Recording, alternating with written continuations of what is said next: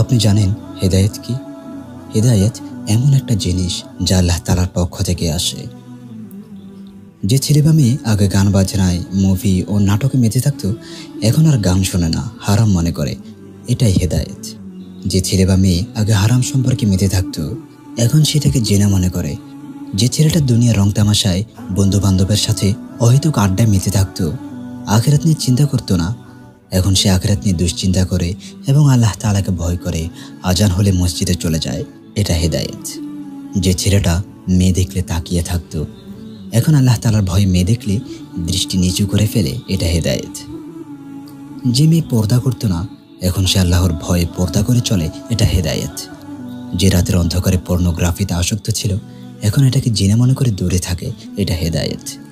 যে ছেলে বা মেয়ে আগে মা বাবার সাথে খারাপ ব্যবহার করত, এখন সে মা বাবার সাথে ভদ্র ও নম্রভাবে কথা বলে, এটা হেদায়েত। যে ছেলেটার চাওয়ার শেষ ছিল না, এখন সে আল্লাহ তাআলার ফয়সালার উপরে সন্তুষ্ট, এটা হেদায়েত। যে ছেলে বা মেয়েটা আগে মৃত্যুর কথা স্মরণ করতো না, এখন সে জাহান্নামের শাস্তির ভয়ে আল্লাহ তাআলার দরবারে কাঁদে, এটা হেদায়েত। যে ছেলে বা মেয়েটা আগে ঠিকমতো নামাজ পড়তো না, এখন সে 5 ওয়াক্ত নামাজ আদায় করে এবং ভোর রাতে তাহাজ্জুদ আদায় করে, এটা হেদায়েত। যে হারাম ছেড়ে কষ্ট করে হালাল খুঁজে, এটা হেদায়েত। অন্তরে আল্লাহ তাআলার ভয় অনুভব করা, এটা হেদায়েত। সুতরাং আল্লাহ তাআলা আমাদের সবাইকে তওবা করে ফিরে আসার তৌফিক দান করুন, আমিন।